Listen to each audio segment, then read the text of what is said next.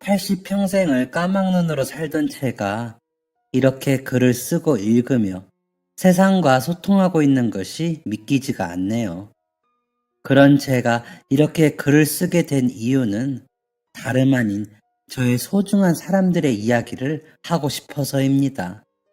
글을 배우게 된다면 저와 제가 사랑하는 사람들의 이야기를 하고 싶었는데 감사하게도 이렇게 기회가 되어 쓰게 되었습니다. 아들이 옆에서 도와주어서 또 용기가 납니다. 그럼 이야기 시작해 보겠습니다. 저의 인생은 어두운 날이 길었습니다. 괜찮아지려고 하면 무너지고, 괜찮아지려고 하면 무너지는 인생이었죠. 그리고 바로 3년 전까지만 해도 이렇게 글을 쓰고 읽는 것은 생각하지도 못했어요. 그래서 그런지 제가 어렸을 적부터 저의 주변 사람들은 저의 인생을 망치려 악을 쓰고 달려드는 것만 같았죠. 부모님은 애를 가졌다는 소식을 듣자마자 연락을 끊어버렸고, 남편은 아이가 장애를 가지고 있다는 사실을 알자마자 이혼을 했는데, 글도 못 읽고 주변에 도움 줄 사람 하나 없는 저 같은 사람은 먹잇감이 되기 딱 좋았어요. 그것과 관련하여 가장 기억나는 일은 31살 때 제일 친한 친구한테 배신당한 일인데요. 그 일만 생각하면 속에서 천불이 납니다. 그 친구는 저를 도와줄 가족이 아무도 없어 큰 어려움에 시달리고 있을 때 저희 집에 매일 찾아와 군말 없이 어려운 부분을 메꿔주던 친구였습니다. 아무것도 가진 것이 없는 저에게 선뜻 손을 내밀며 삶에서 가장 어려웠던 부분을 막아주고 어루만져주는 친구라고 믿고 있었기에 항상 고마운 마음을 가지고 살았습니다. 그러던 어느 날 갑자기 집에 찾아와 저에게 종이 하나를 내밀면서 말하더라고요. 야, 이 주변 사람들 다 재개발 때문에 난리야. 너 이거 봤어? 이러면서요. 동네를 돌아다니면서 재개발에 관한 이야기는 들은 적이 없었지만 아무 의심 없이 그렇구나 하고 넘겼습니다. 친구가 내민 종이는 저에게 그저 하얀 건 종이요, 검은 건 글자라는 큰 의미가 없는 것이었습니다. 그런 친구의 모습을 본 제가 이걸 나한테 줘봤자 뭐해. 나는 읽을 수도 쓸 수도 없는 그냥 종이 쪼가리일 뿐인데 라고 말했더니 멋쩍게 웃으며 아 맞아 그렇지. 자 봐 내가 읽어줄게. 넌 나 없으면 이 험한 세상 어떻게 살려고 그러니? 나한테 잘해 이년아 이러더라고요. 그리곤 바로 목소리를 가다듬고는 그 종이에 적혀 있을 거라고 굳게 믿고 있던 하지만 그런 내용은 어디에도 존재하지 않는 말을 늘어놓았습니다. 재개발 추진 동의서. 추진위원회는 여러분의 동의서를 기다립니다. 사전 타당성 검토 신청 동의서를 받아서 주거 정비 지수 점수가 충족되면 재개발이 가능합니다. 왜 동의서 제출을 빨리 해야 하나요? 동의서 제출이 지연되면 신축으로 인해 노후도 기준이 충족되지 않을 수 있습니다. 어머, 이거 빨리 작성해서 갖다 줘야겠다. 너만 이거 도와주고 나도 얼른 가서 적어내야겠어. 그 말을 듣고는 마음이 급해지기도 하면서도 재개발이 되면 나랑 아들은 어디 가서 사나 싶은 마음이 먼저 들었습니다. 근데 이거 재개발되면 우리 같은 돈 없는 사람들은 어디 가서 살아? 공사 시작하면 한두 달 걸리는 것도 아니고 오래 걸릴 텐데. 그런 거 생각하면 시간만 늦어진다. 재개발되면 집값도 올라가고 얼마나 좋아. 네 아들을 생각해. 아픈 애 데리고 살려면 좋은 집에서 좋은 거 먹이면서 살아야지. 재개발한다고 하면 동의하는 게 우리 같은 사람들한테는 제일 좋은 거야. 얘가 뭘 모르는 소리를 하네. 그리고 내가 있는데 무슨 걱정이야. 까짓거 그동안 같이 살면 더 좋지. 너 바쁠 때는 내가 영수 돌봐주는 것도 더 쉽잖아. 왔다 갔다 안 해도 되고. 안 그래? 장애를 안고 있던 제 아들 얘기를 하니까 판단력이 흐려져서 그렇게 하면 되겠다 싶었어요. 그리고 집값이 올라가면 좋은 건 맞으니까요. 그래서 그거 어떻게 동의하면 되는데?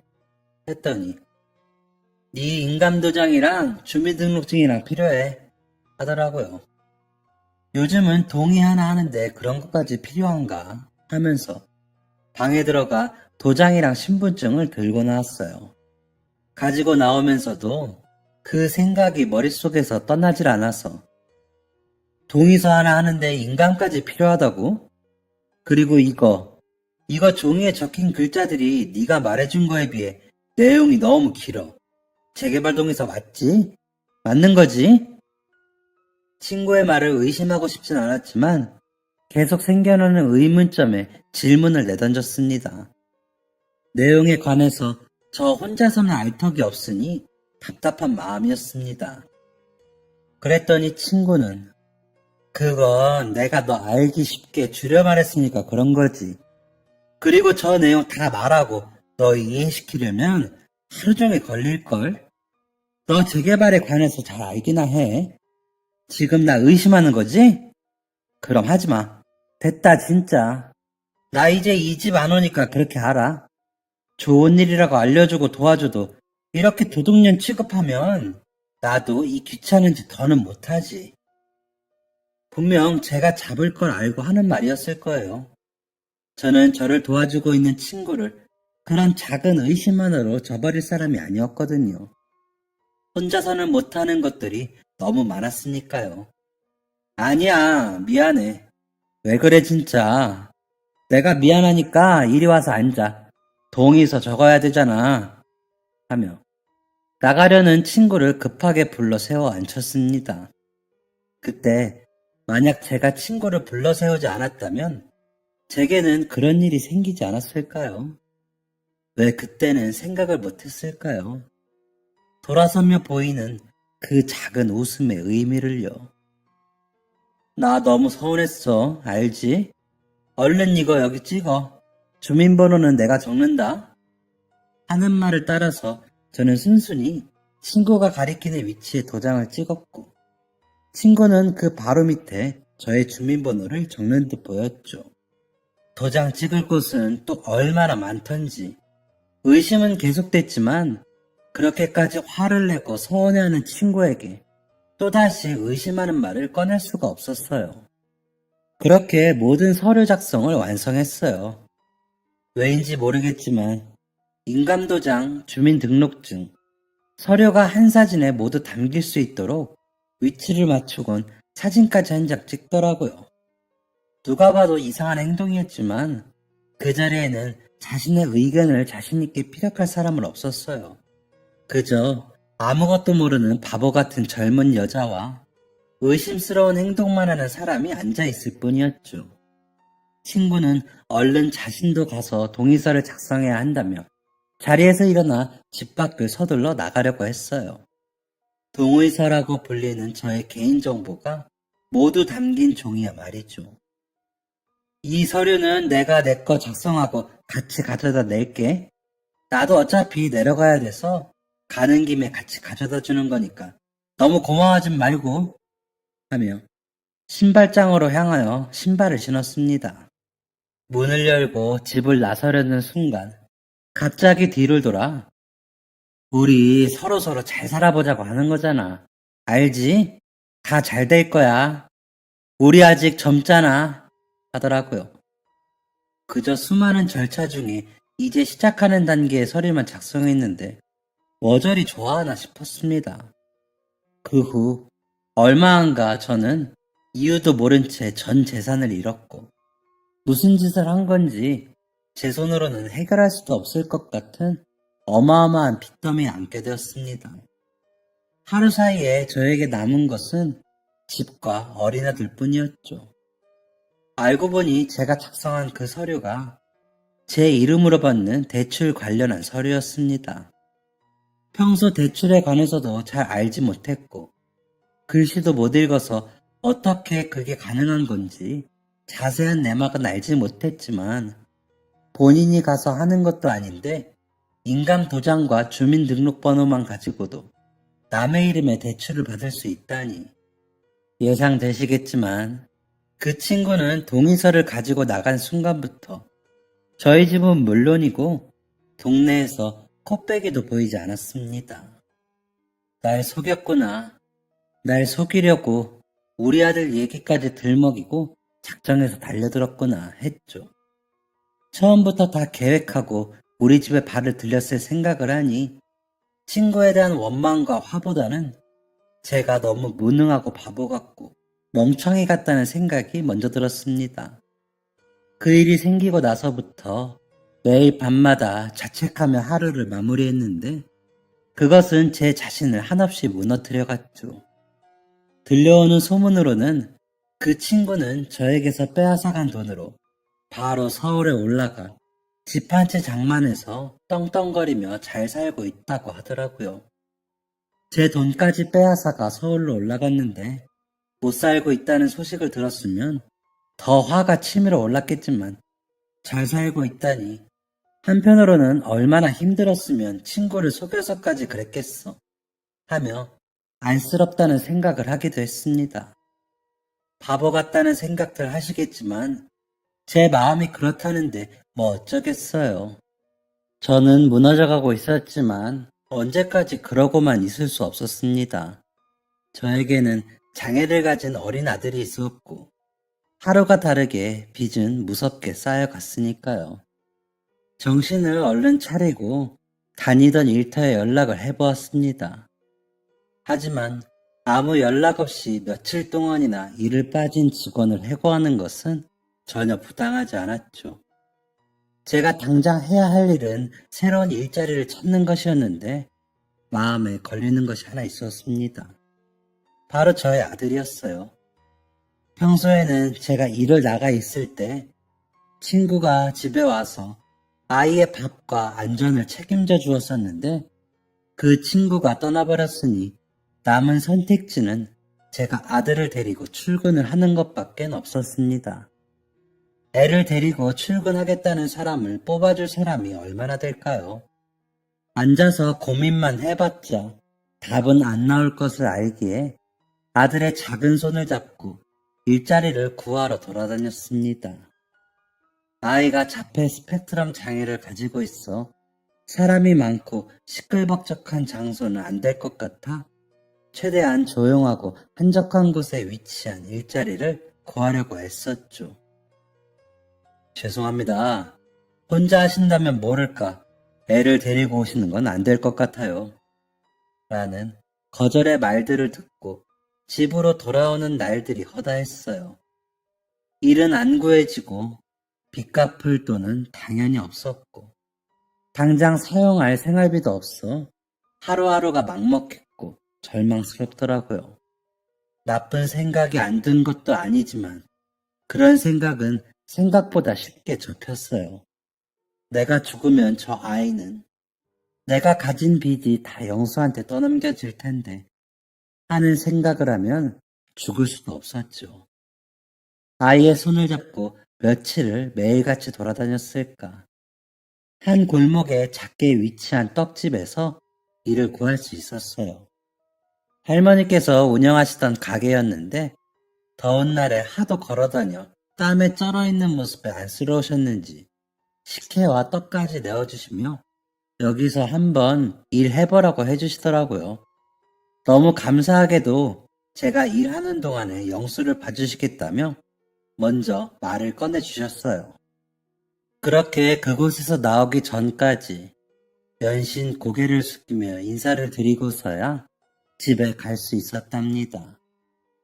그래도 일을 구하니 한시름 놓을 수 있었던 것 같아요. 돈은 얼마 못 벌지만 벌 수 있는 게 어디냐 싶었죠. 그런 생각도 잠시 갑자기 누군가 집 문이 부서질 듯하게 두드렸어요. 사채업자들이 저에게 찾아왔던 거예요. 놀란 마음에 허둥지둥 뭐부터 해야 하지? 머리가 복잡했고 손은 벌벌 떨리고 눈에서는 눈물이 났어요. 사실 없는 척을 해야 하나 생각이 제일 먼저 스쳐 지나갔지만 그 상황에 놀랐던 건 저뿐만이 아니었어요. 옆에서 가만히 그림을 그리고 있던 영수가 손으로 귀를 치며 자지러지게 소리를 질렀죠.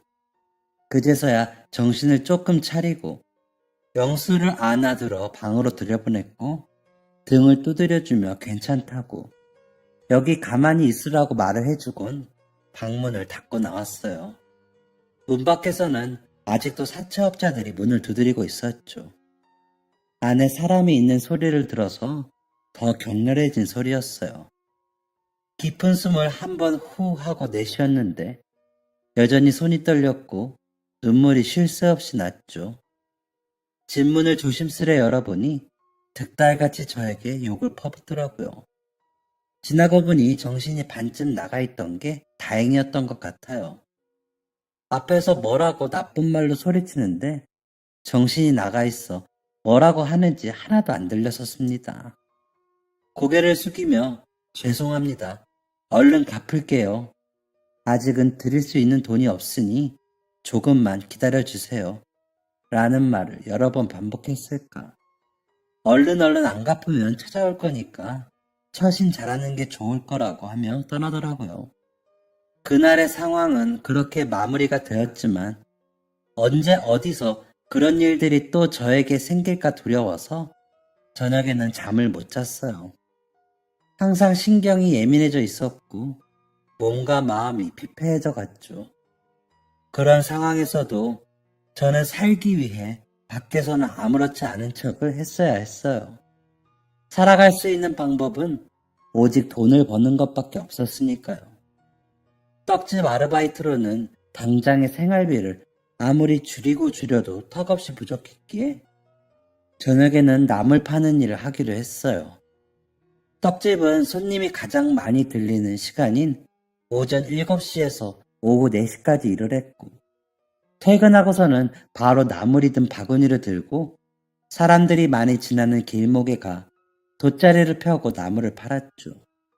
다행히 영수는 할머니께서 저녁 시간대까지 맡아주기로 하셨어요. 나물을 사가시던 손님은 대부분 퇴근 시간에 맞춰 장을 보는 어머님들이셨습니다. 그 당시에 제가 가장 부러웠던 것은 여유로운 일상을 보내다가 장을 봐서 가족을 위해 정성 가득한 밥을 하는 그런 모든 사람들에게 있는 평범한 일상이었어요. 저는 아이가 먹고 싶어 하는 것 한 개 사주지도 못하고 때를 써도 그냥 모르는 척 지나갈 수밖에 없어 너무 괴로웠는데 다른 사람들에겐 그거 정도는 하나 사줘도 생활에 전혀 문제가 없다는 것을 자꾸 비교하게 되더라고요. 그리고 저의 죄를 아이에게 연대 책임을 묻게 하는 기분도 들었죠. 차라리 아이를 보육원에 맡길까 하는 생각도 했어요. 그곳에서는 따뜻한 밥도 맛있는 간식도 저보다 더 많이 챙겨줄 테니까요. 근데 제가 안 되겠더라고요. 그러기에는 제가 영수를 너무 사랑해서 안 되겠더라고요. 떡집과 나물 파는 일을 한 3년 정도 병행했을 무렵 일이 생겨버리고 말았죠. 제 인생을 뒤흔든 일이 말이에요. 여느 때와 같이 떡집에서 일을 끝내고 나와 나물을 팔고 영수를 데리러 떡집으로 향하던 길이었어요. 그 순간 저 멀리서부터 구급차 소리가 들리더라고요. 뭐지 싶어 뒤를 돌아보려는 순간 저의 옆을 빠르게 스쳐 지나갔죠. 그 주변에는 사람 사는 주택가도 많았는데 왜인지 느낌이 안 좋은 거예요. 영수 얼굴을 빨리 보지 않으면 그 불안감은 사라지지 않을 것만 같아 빠른 걸음으로 떡집으로 향했습니다. 이제 길 모퉁이 하나만 돌면 끝인데 구급차 소리는 점점 더 가까워져만 갔어요. 사람들 웅성거리는 소리에 묻혔지만 미세한 우는 소리도 들렸습니다. 빨리 걷던 걸음을 서서히 늦추고 설마 하는 마음으로 천천히 다가가는데 저희 영수가 들것에 실려 나오는 모습이 보이는 겁니다. 그 자리에서 멈춰서 내가 보고 있는 게 맞나 싶어 그대로 실리는 것을 쳐다만 보고 있었습니다. 이미 눈물은 고일 대로 고여 앞은 흐렸고 부정하고 싶었지만 할머니께서 영수의 이름을 연신 외치며 울고 계시는 모습을 보니 우리 영수가 맞구나 싶더라고요. 들고 있던 짐들을 모조리 그 자리에 떨구고 천천히 영수의 이름을 부르며 다가갔습니다. 점점 더 선명해지는 아들의 모습에 다리에 힘이 풀렸고 그 자리에 주저앉아 목 놓아 울었습니다. 구급차에 보호자가 한 명 탈 수 있었는데 저는 영수의 모습을 더 이상 볼 수가 없어 할머니를 대신 태워보냈죠.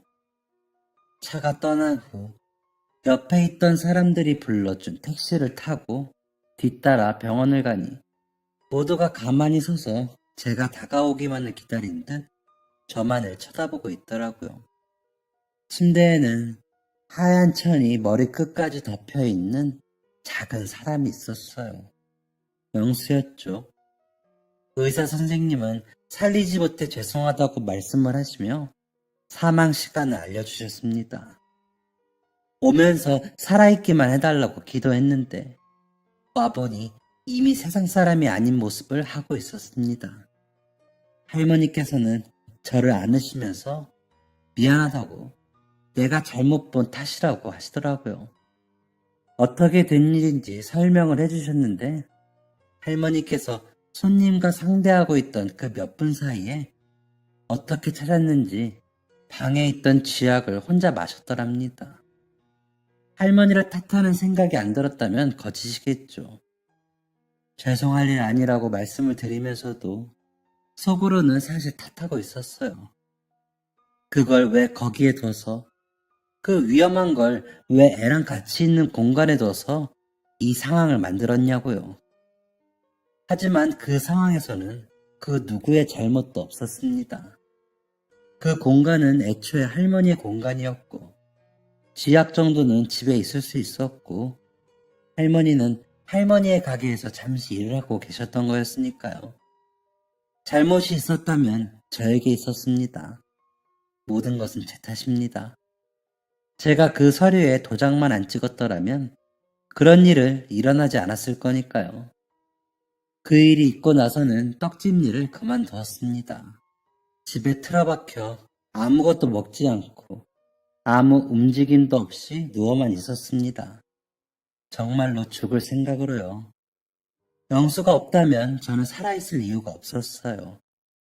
할머니께서는 매일 집 앞으로 찾아와 문 밖에서 저의 기척이 느껴질 때까지 서 계시다가 밥 먹고 얼른 기운 차려서 언제든지 떡집으로 돌아오라고 갖가지 반찬들을 두고 가셨고 매일 적게라도 돈을 보내던 저의 연락이 끊기자 사채업자들도 다시 집으로 찾아와 문을 두드렸어요.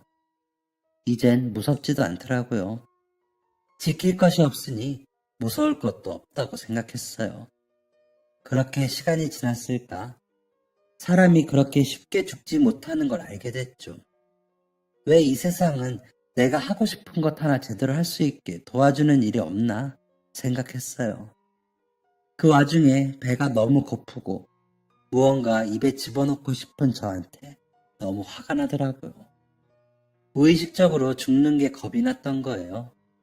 그래서 아무것도 안 하고 누워있는 것 외에 다른 시도를 안 했던 거죠.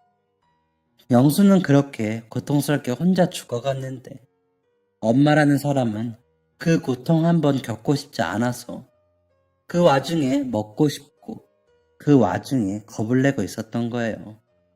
참 지긋지긋한 인생이다 싶었죠. 그런 생각을 하고 있을 무렵 할머니께서 또 찾아오셨어요. 갑자기 그 인자한 얼굴이 너무 그립고 보고 싶어서 조심스레 문을 열었는데 수척해진 할머니의 모습이 보였어요.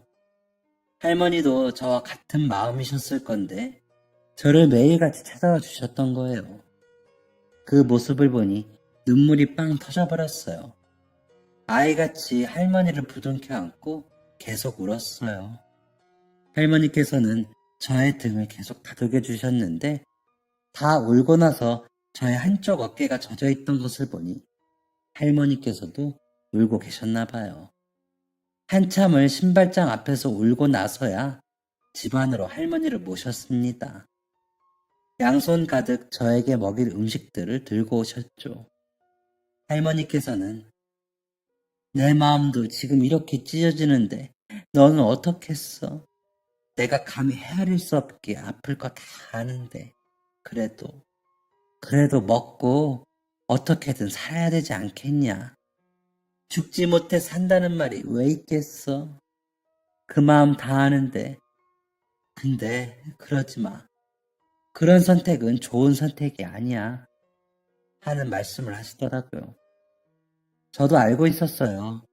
제가 하고 있는 모든 생각과 행동들은 좋은 선택이 아니라는 것을요. 그날 할머니가 정성스럽게 차려주신 한상이 아직도 생각납니다.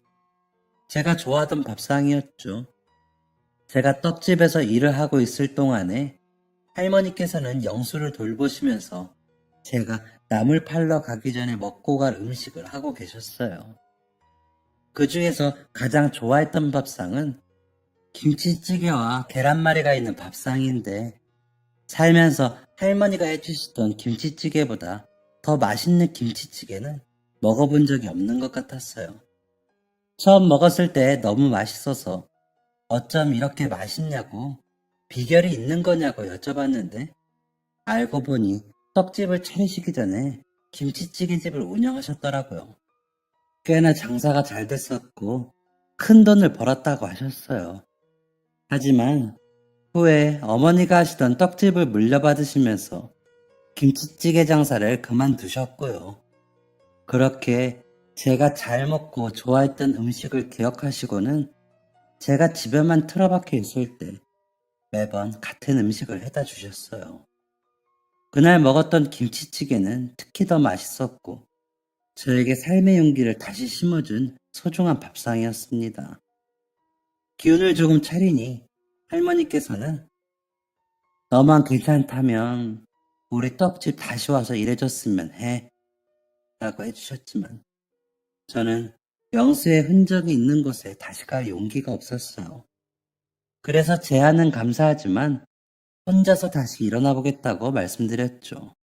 할머니는 그런 제 손을 꼭 잡더니 그럼 가게 하나 해보겠냐며 자신이 돈을 모두 댈 테니 걱정 말고 새 인생 살아보겠냐고 물으시더라고요. 그때 저는 그렇게 하겠다고 염치불고하고 고개를 끄덕였습니다. 바쁘게 살면 아들을 먼저 보낸 것을 조금이라도 잊을 수 있을 것 같았고 그러면 내가 다시 살 수 있을 것 같았습니다. 그렇게 제안을 받아들이고 우선 집부터 이사하기로 했어요. 영수와 함께 했던 공간이 너무 소중했지만 그런 생각들이 저를 나약하게 할 것만 같았죠. 원래 살던 집보다 더 작은 집으로 이사가면서 생긴 돈은 빚 갚는 것에 사용했고 생활비를 쪼개어 할머니가 해주시던 그 찌개 맛을 내기 위해 연습 또 연습했습니다. 영수를 잊을 순 없었지만 무언가에 몰두할 때 아들에 대한 후회는 저에게서 한 걸음 멀리 떨어져 있어 주었습니다. 그러고 있을 무렵 할머니께서 가게를 계약하고 저에게 계약서를 내미셨습니다. 할머니의 도움으로 일은 순조롭게 진행되었습니다. 가게를 열고 한 달 이내로 가게를 찾아온 손님은 20팀도 채 안 되었어요. 손님이 아예 없는 날도 있었고 들어왔다가 김치찌개 단일 메뉴인 것만 확인하시고 나가는 분들도 계셨죠. 그래도 저는 그래 이제 한 달 됐어. 다음 달에는 더 오시겠지 했습니다. 다음 달이 되고 그 다음 달이 되고 시간은 흘렀지만 상황은 나아지지 않았습니다. 매출은 안 나오고 여기저기 돈 나갈 곳은 많고 그때마다 할머니께서 도와주셨지만 언제까지 도움을 받을 수만은 없었습니다. 힘들 때마다 가게는 그만두고 다시 다른 일을 구해봐야 하나 생각했지만 그때마다 할머니께서는 옆에서 저를 지탱해 주셨습니다. 오는 손님들이 또 오시게 만들다 보면 나도 모르게 가게는 손님들로 북적이게 되더라. 그러니까 손님 한 분 한 분께 최선을 다하며 오늘에만 집중해봐. 미래의 걱정은 잠시 잊어. 말씀해주신 대로 저는 하루하루에 집중하고 음식 맛에 초심을 잃지 않기 위해 정성을 들였습니다. 그러다 보니 정말 매출이 조금씩 늘더라고요. 그렇게 먹고 살만하게 그 자리에서 10년 정도 장사를 했을까. 여느 때와 같이 매장에서 일을 하고 있는데 전화가 한 통 왔습니다. 병원에서요. 할머니께서는 그 사이 몸이 많이 안 좋아지셨는지 제가 가게 일로 바빠서 못 찾아뵙는 동안 병원에 입원하셨었더라고요. 상황이 많이 안 좋으니 보호자분이 오셔서 봐야 할 것 같다는 말과 함께 끊으셨고 저는 얼른 가게 일을 접고 병원으로 갔습니다. 간호사님께서는 할머니가 입원하시고 나서 한 명도 병문안을 온 적이 없다고 하셨어요. 할머니가 상태가 많이 안 좋아지신 후에야 저의 연락처를 말씀하시며 절 불러달라 하셨답니다. 애타는 마음으로 얼른 할머니께서 계신 병실로 향했더니 할머니는 제가 알던 할머니가 아니었습니다. 너무 야이셨더라고요. 할머니가 간호사분께 왜 저에게 연락을 해서 불러달라 하셨는지 직감할 수 있었습니다. 마지막을 고하시려 했겠죠. 죄송해요. 바쁘단 핑계로 했더니 난 괜찮아. 조용히 왔으니 조용히 떠나고 싶었다. 그런데 나 죽기 전에 영수일 진심으로 다시 한번 사과하고 싶었어. 그러지 않으면 죄책감으로 내 눈을 감을 수 없을 것 같아서 하시더라고요. 그 말에 눈물이 났습니다. 할머니의 손을 잡고 할머니 잘못 아니에요. 못난 어미 탓이지. 그 일은 더 자책하지 않으셔도 돼요. 마음 편히 잡수세요. 영수도 할머니를 원망하지 않고 있을 거예요. 라고 말씀드렸죠. 할머니는 영수가 그렇게 간 이후로 죄책감으로 살아오셨어요. 저도 물론 그랬지만요. 할머니의 마음이 너무 이해가 가서 가슴이 아렸습니다. 그 후로부터는 가게를 마치면 병원으로 찾아가 할머니와 시간을 보냈지만 얼마 안 가 할머니는 세상을 뜨셨습니다. 허탈감과 상실감 그리고 슬픔이 온몸을 덮쳤습니다. 할머니가 돌아가시고부터는 더 가게에 열정을 쏟았습니다. 그렇지 않으면 마음에 난 구멍이 점점 더 커져버릴 것 같았거든요. 슬픔을 잊기 위해서 가게에 매달렸고 그러다 보니 꼭 이 가게를 성공시키고 싶어졌습니다. 그때는 그게 제가 사는 이유였고 전부였거든요. 가게 문을 닫으면 손님이 꾸준히 많이 찾지 않는 이유를 연구하였고 찌개와 같이 나오는 반찬들을 이리저리 바꿔보며 매출의 상태를 지켜보았습니다. 하지만 별다른 변화는 보이지 않았죠. 그리고 무언가를 바꾸려고 할수록 자꾸 찾아주시는 분들의 발길이 끊기는 일이 생겼습니다. 제가 할 수 있는 일은 그저 오시는 손님 한 분 한 분께 최선을 다하는 것밖에 없었습니다. 그렇게 할머니의 말씀대로 매일매일에 집중하고 최선을 다하며 시간은 1년, 3년, 7년 계속 흘렀습니다. 그러던 어느 날 어떤 이유에서인지 가게가 입소문을 타서 손님이 폭발적으로 느는 일이 생겼습니다. 아직도 그 이유는 찾지 못했지만 점점 자주 찾는 손님이 늘어나면서 매출이 급상승하게 된 것입니다. 몇십 년 동안의 꾸준함과 노력이 헛되지 않았다는 것을 보여주듯 매장 밖에는 손님이 줄을 섰고 도저히 혼자서는 운영을 할 수 없는 상태에까지 이르렀죠. 하지만 저는 무슨 고집에선지 사람 하나 구하지 않고 혼자 가게 운영을 지속했어요. 그렇게 계속 일을 하고 돈을 갚고 또 일을 하고 돈을 갚고 하는 반복적인 삶을 계속 살았습니다. 그러다 보니 어느 순간 빚은 없어지고 통장에 돈은 수북히 쌓였죠. 하루 종일 일을 하고 집에 들어와 가만히 영수의 사진 한 번 보고 할머니와의 추억 한 번 생각하고 있다가 갑자기 너무 공허하고 슬픈 마음이 들었습니다. 슬픔을 달래려고 열중했던 가게가 성공을 하고 나니 소중했던 사람들의 빈자리가 크게 다가오더라고요. 지금 나는 돈을 다 갚았는데 이제는 맛있는 것을 사줄 사람도 은혜 입은 것을 갚을 사람도 주변에 소중한 사람 하나 남아있질 않는데 난 이제 무엇을 해야 하지 하는 생각이 들더라고요. 그게 그렇게 허탈하고 힘들 수 없었습니다. 예전에 가게를 시작하면서 아픔을 잠시 잊었듯 다른 것에 집중해볼 요량으로 근처에 있던 고아원을 찾아가 봉사활동을 하겠다고 요청했습니다. 하지만 막상 고아원에 찾아가 아이들을 보니 아들 생각이나 쉽게 다가가지 못하겠더라고요. 그래서 고아원은 안 되겠다, 다른 곳을 찾아봐야겠다 하고 돌아 나오려는 순간 온몸이 굳어 아무것도 할 수가 없었습니다. 저희 아들과 너무 닮은 한 아이를 본 것이죠.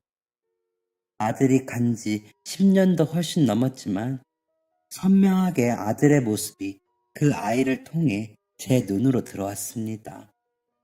그날 집으로 가려던 몸을 다시 돌려 세우고 자리에 앉아 그 아이를 한참이나 지켜보았습니다. 저는 그 아이를 발견한 후로 고아원을 꾸준히 방문했습니다. 발길이 저절로 그곳으로 향하더라고요.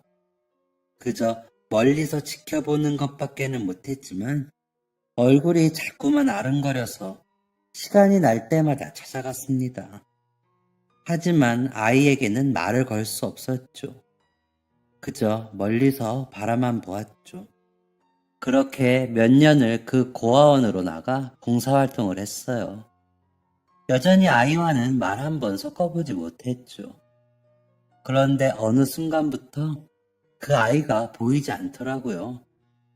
고아원 원장님께 조심스레 여쭤보았더니 18살이 되어 고아원은 퇴소했다는 말씀을 해주시더라고요. 그 얘기를 들으니 그 어린아이가 혼자 어디서 뭘 해먹고 사나 걱정이 되었습니다. 소에게 자릿비는 주어진다는 말씀을 해주셨지만 걱정을 놓을 수가 없겠더라고요. 하지만 아이의 거취는 원장님께서도 알지 못한다고 하셔 그대로 그 아이를 제 마음에서 떠나보낼 수밖에 없었어요. 그렇게 고아원 봉사를 한 지 5년이 흘렀습니다. 어느 날은 아이들과 같이 밥을 먹고 놀고 낮잠도 자고 마음이 꽉 채워지는 하루를 보낸 후 적막한 집으로 돌아왔습니다. 여느 때와 마찬가지로 방으로 들어와 아들 사진을 보며 하루에 있었던 일들을 말해주고 시간을 보내다 잠이 들었죠. 아들이 가고 나서는 한 번도 꿈을 꾼 적이 없었는데 딱 한 번 꿈을 꾼 날이 그날이었어요. 저는 너무 푸르러서 눈이 부실 정도의 들판에 혼자 서 있었습니다. 바람이 적당하게 살랑거리며 불고 기분 좋은 햇빛이 쏟아지고 있었죠. 흔들리는 풀잎 소리가 너무 좋아서 그 자리에 앉아 가만히 눈을 감고 듣고 있었는데 아들의 웃음소리가 귓가에 들렸습니다. 너무 놀라서 자리에서 벌떡 일어나 주위를 둘러보았는데 저 멀리서 남자아이 2명이 앉아서 그림을 그리고 있는 게 보였습니다.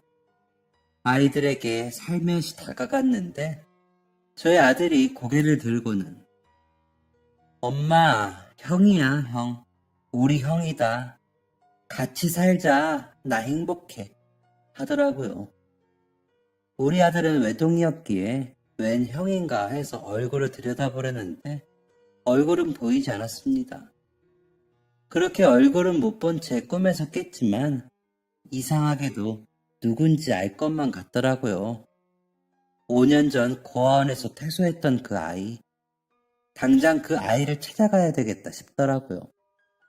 고아원 봉사활동을 하러 가서 원장님께 그 아이 얘기를 다시 꺼냈더니 얼마 전 그 아이가 고아원으로 편지를 보내 주소를 알았다고 하시며 주소를 내미시더라고요. 아, 우리 아들이 나를 그 아이에게 보냈구나 생각이 들었어요. 원장님께 주소를 읽어달라 했고 그 자리에서 그 주소를 외우려고 100번을 넘게 중얼중얼 되뇌었습니다. 그리고 그 주소로 바로 찾아갔죠. 가는 동안 사람들에게 100번은 물어 그 집에 도착한 것 같아요. 그 아이의 집은 사람이 살 수 있는 곳인가 싶을 정도로 허름했고 주변에 공사도 하고 있어 소음도 컸어요. 조심스레 문을 두드려 봤지만 사람의 기척이 나질 않았습니다. 어디를 나간 것 같아 올 때까지 기다려보자 하고 앞에 있는 돌계단에 주저앉아 하염없이 기다렸습니다. 아침에 도착하여 어둑해진 하늘을 보고 있을 무렵 누군가의 기척이 들렸습니다. 봉사 선생님?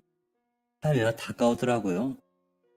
저를 몰라볼 거라 생각해서 뭐라고 설명을 해야 할지, 어디서부터 말을 꺼내야 할지 걱정했는데 다행히 저를 바로 알아봐 줬습니다. 너무 반가워서 자리에서 벌떡 일어났지만 아들을 꼭 닮은 그 눈을 보니 또 자신이 없어지더라고요. 그러고 있는데 오랜만에 뵙네요. 추운데 여기 앉아서 뭐 하세요? 묻더라고요. 너 기다렸어. 아이와 처음으로 대화를 하는 순간이었습니다.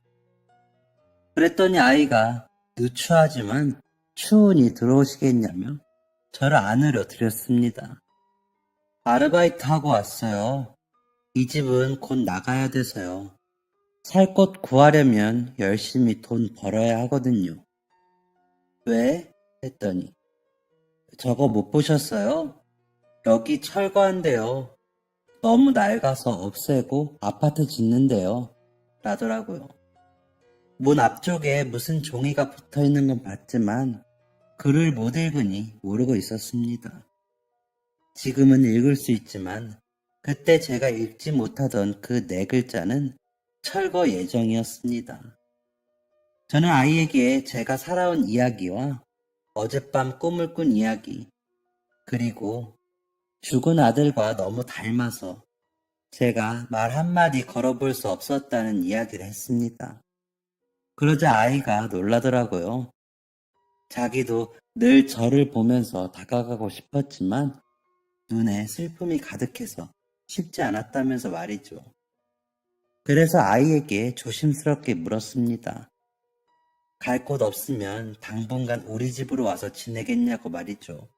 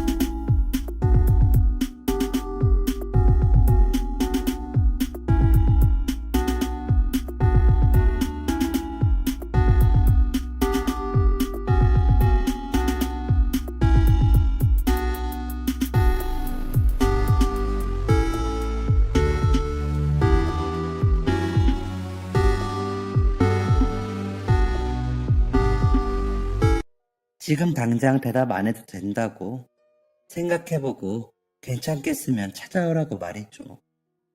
그리고 주소를 불러주고 집으로 돌아왔습니다. 집에 돌아와서 집을 보니 만약 아이가 온다면 집이 너무 작을 수도 있겠구나 싶더라고요. 집을 줄이면서 이사 오고 돈을 많이 번 후에도 이사를 갈 생각은 못하고 살았거든요. 삶의 목표가 없었으니 집을 늘리는 것도 별 의미가 없었죠. 그렇게 집을 보며 만약 아이가 오면 이사를 해야겠구나 하는 생각은 들었습니다. 그리고 며칠 후 인기척에 나가보니 아이가 짐을 바리바리 싸서 왔더라고요. 아이에게 와줘서 고맙다고 하며 밥을 차려줬습니다. 아직도 아이만 보면 가슴이 두근거리던 제게 아이가 먼저 말을 꺼내주었습니다. 사실요, 저 봉사 선생님이 제 엄마였으면 좋겠다는 생각을 많이 했었어요. 선생님이 고아원 친구들과 놀아주시는 모습, 음식 해주시던 모습 볼 때마다 나도 선생님 같은 엄마가 있으면 좋겠다는 생각을 많이 했었어요. 그리고 매일 밤마다 기도하고 잤었어요. 어린 마음에 선생님 같은 엄마 생기게 해달라고요. 선생님이 저에게 말 한마디 걸지 않아서 저를 좋아하지 않나 보다 생각하며 그 기도는 그만두었지만요. 그래서 아이의 손을 꼭 잡으며 엄마는 무슨 할머니지. 이렇게 나이 많은 엄마가 어디 있어. 했더니 아이가 웃더라고요. 그렇게 아이는 집에서 지내게 되었습니다. 집은 이사를 계획했습니다. 아이에게 좀 더 큰 방을 주고 싶어서요. 아이를 보면 아들 생각이 나서 두근거리던 마음이 점점 사라지고 아이를 온전한 아이 모습대로 좋아지기 시작하더라고요. 함께 지내며 매일 많은 이야기를 나누던 도중 아이에게 하고 싶은 것이 무엇인지 물어보았는데 공부가 하고 싶다고 했습니다. 아이는 그때까지만 해도 아르바이트를 하고 있었는데 그럼 수능을 한번 봐보겠냐고 했더니 그러고 싶다기에 그럼 아르바이트 그만두고 공부해보자고 하며 재수 학원을 보내줬습니다. 학원비를 대주겠다고 하니 그동안 모은 돈을 내밀더라고요. 그래서 조금 더 보태서 1년 공부할 학원비를 줬습니다. 학원에 등록한 아이는 공부를 열심히 했습니다. 어쩔 때는 공부에 너무 집중해서 괜히 공부하라고 했나 싶은 마음도 들었습니다. 아이와 시간을 보내고 싶어도 도통 시간이 나지 않으니 말이에요. 그래도 몇 달만 참자 하고 아이가 공부에 전념할 수 있도록 도왔습니다. 그렇게 수능날이 다가왔고 아이와 함께 수능장 앞으로 같이 가 인사를 하고 주머니에 엿을 몇 개 넣어주곤 들여보내고 나니 얼마나 떨리던지 끝나는 시간까지 조마조마해서 일이 손에 잡히지 않았습니다. 그리고 아이는 시험을 잘 봤습니다. 가고 싶어 했던 학교를 충분히 가고도 남을 성적이었죠. 결국 아이는 수능 공부를 한 지 반년 만에 정말 대학교 국어 국문과에 보란듯이 입학했습니다. 글 모르는 저를 보며 국어 선생님이 되고 싶다는 생각을 했다면서요. 아이는 학교를 다니면서 저에게 글 공부를 알려주었는데 글을 하나씩 알고 조금씩 읽을 수 있게 되니까 세상이 다르게 보이더라고요. 마트에 가도 뭐라고 적혀 있는지 보였고 이제 저에게 책은 흰 건 종이요 검은 건 글씨다가 아니었습니다.